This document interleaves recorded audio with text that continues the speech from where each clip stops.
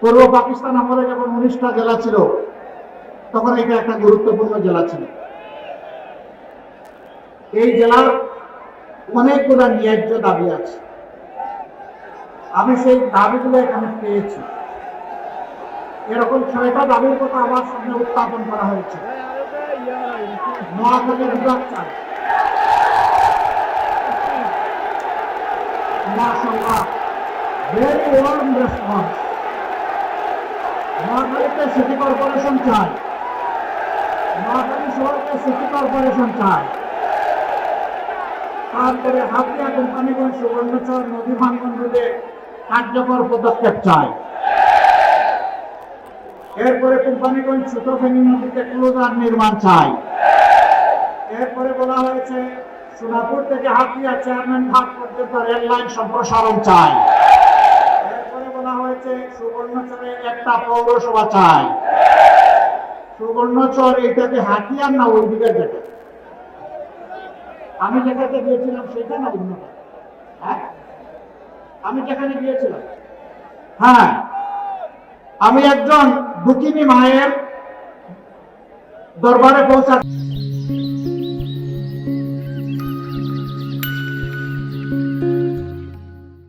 চেষ্টা করেছিলাম, যাকে হায়ানারা কষ্ট দিয়েছিল একটা সিম্বলে 18 সালে ভোট দেওয়ার কারণে। ওই মায়ের সম্মানে সেখানে আমরা নির্বাচিত হলে পৌরসভা করবো ইনশাআল্লাহ, ওই মাকে সম্মানিত করার জন্য ইনশাআল্লাহ তাআলা রাজি। আপনাদের এই 6টা দাবি আমি বুঝতে পারলাম যে নোয়াখালীবাসীর প্রাণের দাবি। দোয়া করবেন, কথা দিচ্ছি আপনাদের সাথে বেইনসাফি করা হবে না ইনশাআল্লাহ। ইনসাফের মানদণ্ডে দাঁড়িয়ে অবশ্যই আপনাদের দাবিগুলো পর্যায়ক্রমে ইনশাআল্লাহ আমরা বাস্তবায়ন করব। আমরা সব দাবি কবুল করে নিলাম ইনশাআল্লাহ। আল্লাহ তাআলা আমাদেরকে এই অঙ্গীকার পূরণের জন্য বিশেষভাবে যেন সাহায্য করে। এই নোয়াখালী জেলা আলিম উলামাগণ দ্বীনি ইলমের খেদমত শুধু নোয়াখালীতে সীমাবদ্ধ রাখেন নাই, তারা সারা বাংলাদেশে ছড়িয়ে পড়েছিলেন। জাফলং থেকে সুন্দরবন আর টেকনাফ থেকে তেতুলিয়া, আপনি যেখানেই যাবেন সেখানে গিয়ে আপনি জানতে পারবেন যে তাদের আদি পুরুষদেরকে ইসলামী দ্বীনি শিক্ষা দিয়েছেন নোয়াখালীর মানুষেরা, আলিম উলামারা।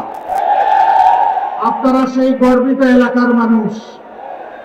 মহান আল্লাহ তাআলার দরবারে দোয়া করি এই সমস্ত আলিম উলামা, মাদ্রাসা, মসজিদের উসিলায়, খানকার উসিলায় আল্লাহ রাব্বুল আলামিন দুনিয়ায় আপনাদের সম্মান এবং ইজ্জত আরো বৃদ্ধি করে দিন। দুনিয়ার এমন কোন সভ্য দেশ নাই যেখানে নোয়াখালীর কিছু মানুষ পাওয়া যাবে না। এটি আপনাদের কৃতিত্ব। এই এলাকার মানুষ লড়াকু মানুষ, তারা সামান্য কিছু থেকে ভয় পায় না, বরঞ্চ তারা ভয়কে জয় করতে জানে। আপনারা রিয়েলি বীর। আমি বীরদেরকে আরেকবার আমার অন্তরের অন্তঃস্থল থেকে অভিনন্দন জ্ঞাপন করছি। মহান আল্লাহ শুকরিয়া আদায় করে তাকবীর দেই। আসুন, লিল্লাহি তাকবীর, লিল্লাহি তাকবীর। সম্মানিত ভাই ও বোনেরা, বলছিলাম জুমার দিন বেশি কথা বলার সুযোগ নেই, মৌলিক কতগুলা কথা বলেই এরপরে লক্ষ্মীপুরের দিকে ইনশাআল্লাহ যাওয়ার চেষ্টা করব। আল্লাহ যেন নিরাপদে পৌঁছে দেন, আপনারা দোয়া করবেন। এই 56,000 বর্গমাইলের প্রতি ইঞ্চি মাটিকে আমরা ভালোবাসি। 18 কোটি মানুষের প্রত্যেককে আমরা ভালোবাসি।